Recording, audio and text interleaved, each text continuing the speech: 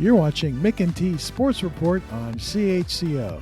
And now, here's two guys who used to hang out with Rusty Staub outside Jerry Park, Evan and Joe. I'm Joe Ticotsky down in New Haven, Connecticut. I'm Evan McFarlane here in St. Andrews, New Brunswick, Canada, where the temperatures are finally starting to go up a little bit. Yes, and this is episode 37 of Mick and T's Sports Report. And as Mark mentioned in the opening, we once hung out with Rusty Staub outside Jerry Park. Evan, do you have any idea what he's talking about? I think he has me confused with one of my older relatives because I wasn't really around when Rusty Staub was relevant. Okay. Yeah, old baseball player, a little before my time. Mets, Expos, legend. Le Grand Orange, they called him, Big Rusty. And Jerry Park was the little park in Montreal when the Expos were there before the big stadium. All right, before we get rolling here, it is time for our annual spring tradition with nods to David Letterman. It is finally time to unbutton the second button on our shirts now that it's May and we finally have some warmer weather. So, I got no button, but I'll do the full zip. There we go. All right. A big announcement here. CHCO-TV now has a 24/7 live stream of the station online. So in addition to watching either on cable or our YouTube channel, you can tune in anytime at CHCO.TV. And this fine show airs Monday, Wednesday, Fridays at 8 p.m. Atlantic, 7 Eastern. So you can tune in, and as well as enjoying all the other great shows on the station. My favorite is watching the community billboard scrolling at 3 a.m. when I can't fall asleep. Whatever. So we got some MWBA updates. The Maritime Women's Basketball Association league started its inaugural season the weekend of May 14th, 15th. And Evan, you have some info on their first standalone weekend game. Yeah. Coming up on Sunday, June 5th, we're going to have St. John High School playing host to the Moncton Mystics and the Port City Fog as the host team there. Check it out. I'm hearing lots of great things about stuff going on with this league. It should be good. So you can check out their schedule, standings, and more at the mwba.ca. And now let's go on to, let me pop up. I'm always slow with these things. Let's go to the music spotlight. Who do you have? Yeah, a guy that's played a few shows around St. Andrews. His name's Mike Trask, kind of a smooth guitar player. Check him out. He's really good. Okay, Mike Trask, and we'll play a clip from a song of his called My Bye Bye. This is Mike Trask. Johnny says I think I'll fly to the moon. If I get up there, I won't be back too soon. I've been thinking about it all night.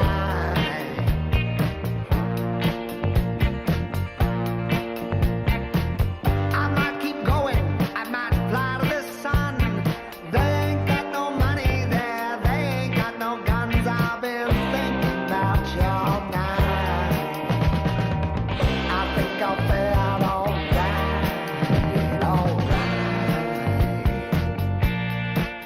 Good stuff there by Mike. And the East Coast Music Association Awards were held recently in Fredericton. In Hillsburn, a group that Evan featured on the Music Spotlight back in February, won 3 awards, which was the most for any artist this year. So good stuff. Good pick there. That is it. And if you want to check out all their award winners, you can go to ecma.com. And I noticed my favorite, the winner of the Children's Entertainer of the Year was someone named Gordy Crazy Legs McKeeman. Wow. Yeah, good old How Gordy. could not be entertaining. Right, exactly. All right, moving along. Coming up next, we will interview a woman from Minnesota who is trying to get more underrepresented girls involved in the great game of hockey. This is Mick and T's Sports Report on CHCO-TV.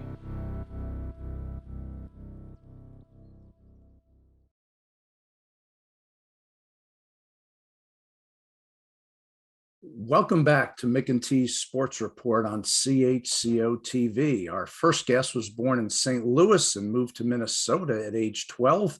She went to Division II Morningside College in Iowa, where she was a 15-time All-American in track and field and is a member of the Division II Hall of Fame.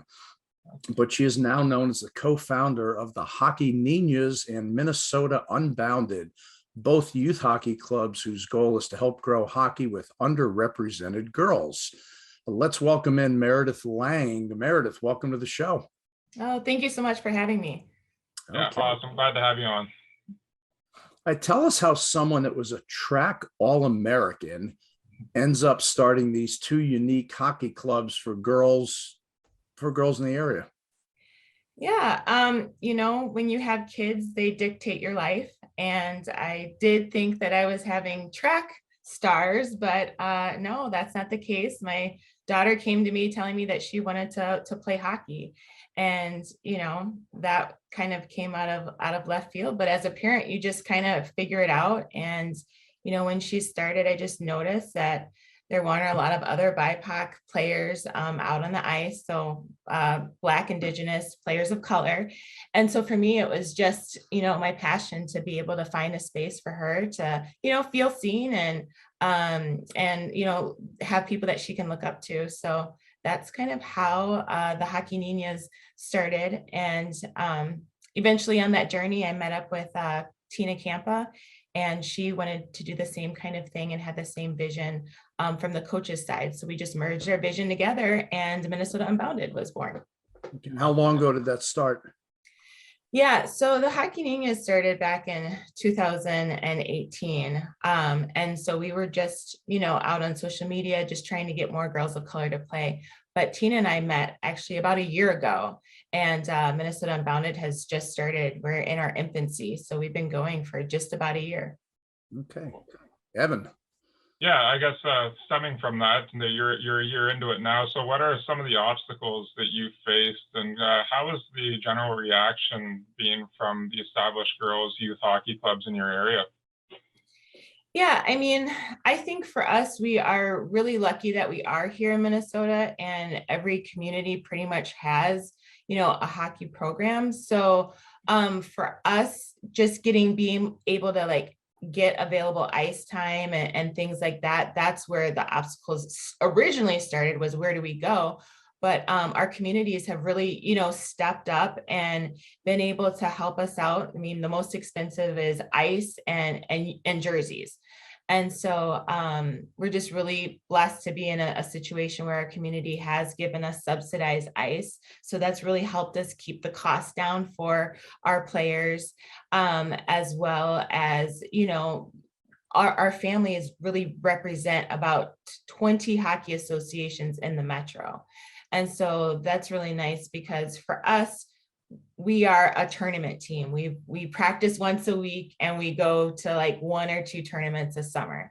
So it's not like we're, some team that's gonna make it to Olympics. You know what I mean? It's for us, it's really about, building relationships, and, not to say our girls won't, but our team won't. Yeah. So it's about, building these relationships, being able to have a safe space for our girls to come in and get mentorship and meet other girls, that are having the same experiences that they're having, and just build that connection so that when they do go back to their association, they, are more confident players, they have a support system, and they're able to actually stay in the game, because that's a huge piece for me is the retention piece in hockey. Absolutely. Now, we've seen that you were one of 3 finalists for the prestigious Willy O'Ree Community Hero Award. Why don't you tell our viewers who Willy O'Ree was and a little bit about the award? Yeah, so Willy O'Ree broke the color barrier in 1958 in the NHL. He was the first Black player to play professionally. And ever since, he's just been, really involved in hockey and the NHL and youth hockey to really recognize people that are in the community and strengthening in the community through hockey. And so that is essentially what the Willy O'Ree Award is about. And so, yes, I'm one of 3 finalists in North America, 1 from Canada and 2 from the United States. And up for this prestigious award. Regardless, all 3 of us, we do get $5,000 for our program, which is amazing. the winner does get $25,000 towards their program. So it's really just to elevate our program, to have a bigger platform, to let people know what we are doing, and just get more support for our individual programs. But yeah, it's just been a super cool process. It's been great to hear about what other people are doing, and just to be recognized for the work that no matter what, I love doing. For sure. And I mean, regardless of the outcome, already being in that finalist group is a huge accomplishment for yourself. So congrats on that. Oh, thank you. One of the other finalists I saw is from Baltimore and one's from Nova Scotia. We tried to hack into the system to make sure you had a smooth path to winning the award. And on a little side note, Willy O'Ree played in the early 70s for the New Haven Nighthawks, which is right where I live, in the American Hockey League. And I remember when he first got there and I said, oh, this Willy O'Ree, this Irish guy. And then I saw an article about it. Yeah. And it was just so unknown to even, there wasn't a lot of publicity with it. And it's great that he's also gotten some more publicity from this award. I see the Bruins retired his number earlier this year. Yeah, they sure did. Which is yeah, neat. he's and for viewers who don't know, but a lot are going to know already, that Willy O'Ree is actually from Fredericton, which is an hour and 20 minutes north of here. So he's a good old New Brunswick guy originally. So Yeah. we'll pump those tires as much as we can. There you But go. let's finish with a little bit lighter note on a couple things. And since this interview is probably going to air right in the middle of the Stanley Cup playoffs, I've got a pretty good idea who's going to win the Stanley Cup already, but I'd love to hear your prediction.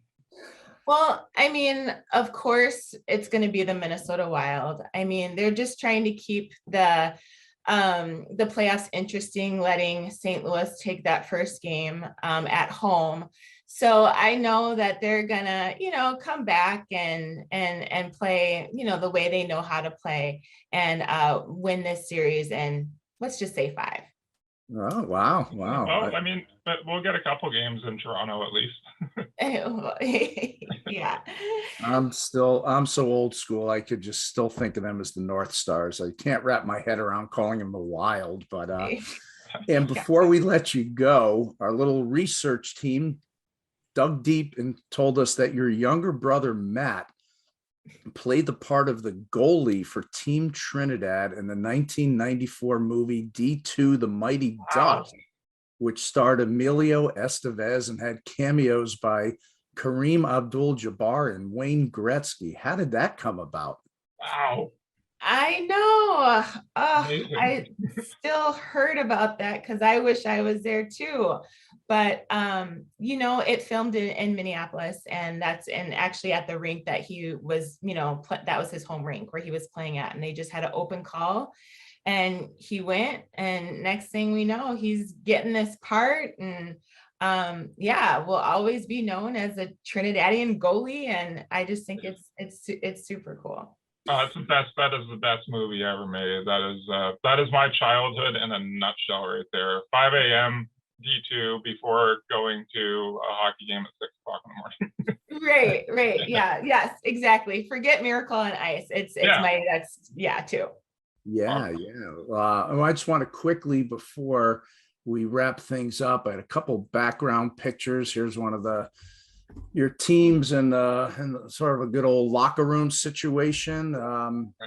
And I don't know, do you remember where that was taking place, or? Yep, that was at Richfield Ice Arena. That's actually one of our home ice arenas, and where I actually played in high school. So it's just really bizarre to be back at my old high school rink with my children. Speaking of your children, there you go. With I could be Uncle Joe on the right here if I. Yeah, there we go. Yeah. And those are your 2 daughters? Yeah. We have Uncle Joe, and then we have Mia and the turquoise, and then Aubrey.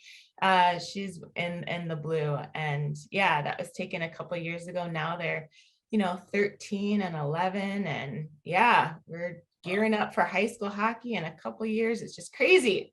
It is very cool. Fun time. She is Meredith Lang, co-founder of the Hockey Niñas in Minnesota Unbounded, 2 youth hockey clubs for girls that are Black, Indigenous, and people of color.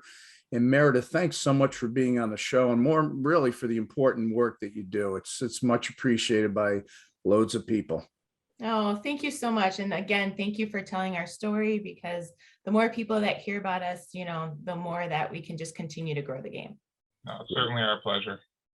Coming up next on Small Town Spotlight, we head to Manitoba to visit a place that's located on both sides of the Canada-US border. And you're watching Mick and T's Sports Report on CHCO from St. Andrews, New Brunswick.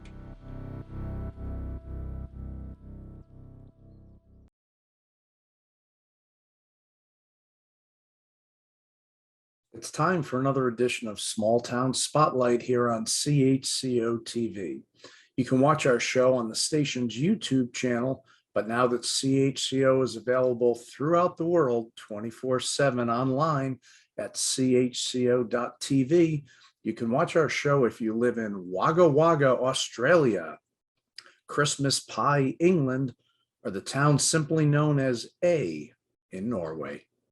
Our show airs Monday, Wednesday, and Friday nights, 8 p.m. Atlantic time, 7 p.m. Eastern. So just make sure to tune in at your local time. And for this edition of Small Town Spotlight, we head 3 hours southwest of Winnipeg and a mere 20 minutes north of the U.S. border in North Dakota to the province of Manitoba in the community of Boissevain with a population of 1,656. The community was named after Adolphe Boissevain, who helped finance the Canadian Pacific Railway. Their local hockey team is called the Boissevain Border Kings, but the main draw is a unique tourist attraction located on both sides of the Canadian-US border called the International Peace Garden. To tell us more, let's welcome in Tim Chapman, CEO of the International Peace Garden. Tim, welcome to the show. Thank you, Joe. Appreciate you reaching out and thinking about Southwest Manitoba as one of your small town spotlights. There you go. All right, you've been CEO at the International Peace Garden for 5 years or so, but you're originally from Northern Virginia. So how did someone from the DMV end up in Manitoba? Yeah, great question. So actually, my first career was in journalism. I studied journalism at James Madison University in Virginia and played a lot of sports growing up, loved sports. So was looking for a sports writer position after school. And there wasn't a whole lot going on the East Coast as far as openings. And I heard of Minot, North Dakota, which I had never heard of before, but I applied. And in 2011 came out to North Dakota for the first time and covered sports in Minot. Ran a newspaper in Rugby, North Dakota, just about an hour from Minot. And then after a couple stints in newspapers in Wyoming, went back to school for horticulture because I grew up working in nurseries and greenhouses. And a good friend who's on the International Peace Garden board, she said, why don't you apply for this opening?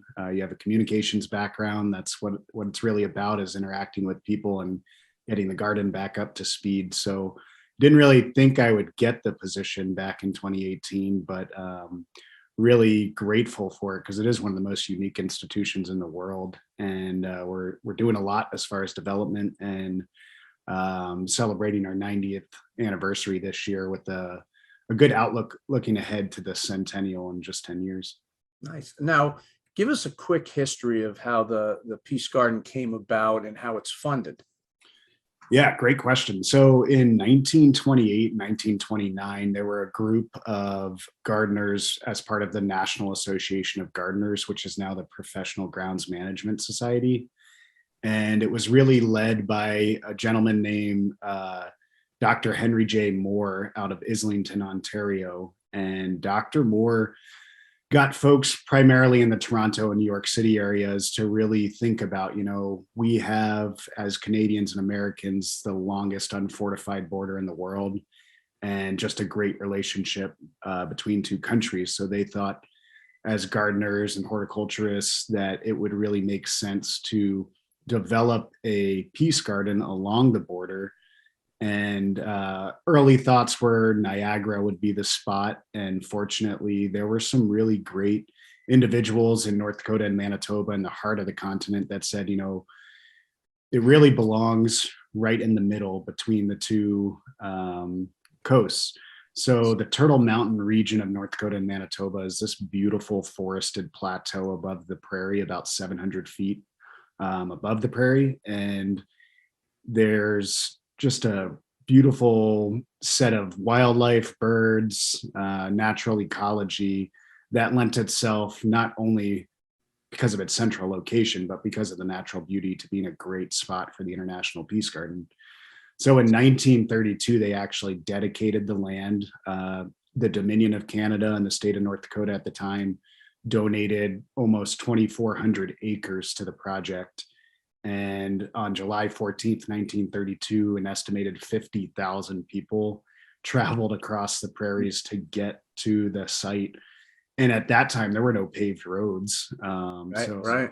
We have these wonderful pictures of just thousands of cars. I'm not sure if they're Model Ts or what model they are, but they just covered this forested plateau area. And people really understood and appreciated that great friendship and cooperation that Canada and the US shares. And how's the funding for it work?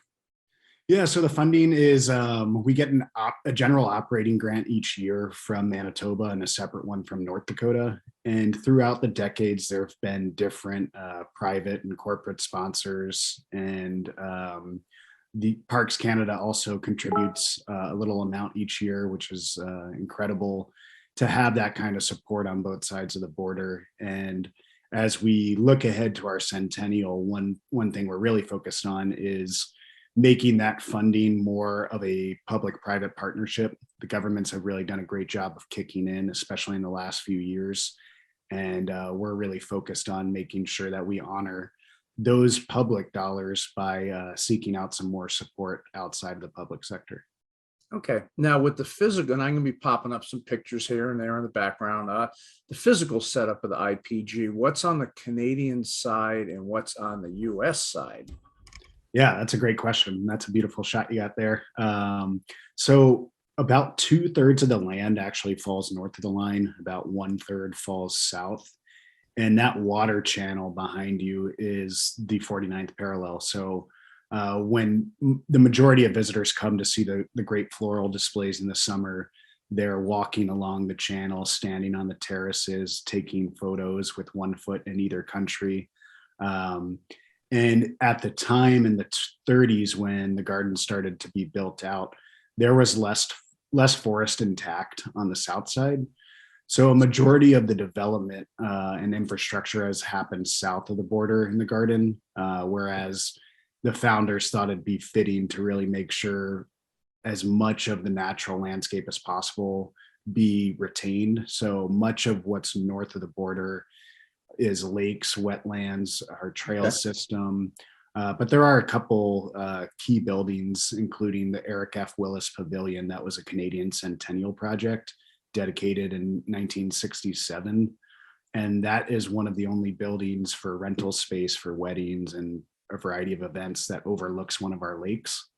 So yeah, it's a really beautiful setup that has really found a great balance between development and honoring the landscape. Now, personally, what is your favorite building or part of the International Peace Garden? Wow, that's tough, but I like to usually start with the Peace Chapel. It's believed to be. How about that? How good is that? Perfect. There's your Peace Chapel. Good timing. Yeah, it's an incredible building that is literally on the border. So that front door, those two front doors are on the 49th. And it was finished in 1970. And I love it because it's believed to be one of only 3 or 4 buildings literally on the border from East Coast to West Coast. And inside there are 51 quotes that are etched into these Tyndall limestone panels that were quarried in Manitoba. And they speak to peace, cooperation, and those themes throughout history from different philosophers and leaders. And it's really a tranquil place that most people visit when they get there. And it's got stained glass windows in the front. So when sunrise is happening, the light really hits the building in a beautiful way and illuminates all those quotes. So that's definitely one of my favorite spots. It really speaks to the theme of the whole place. And this is the Floral Clock.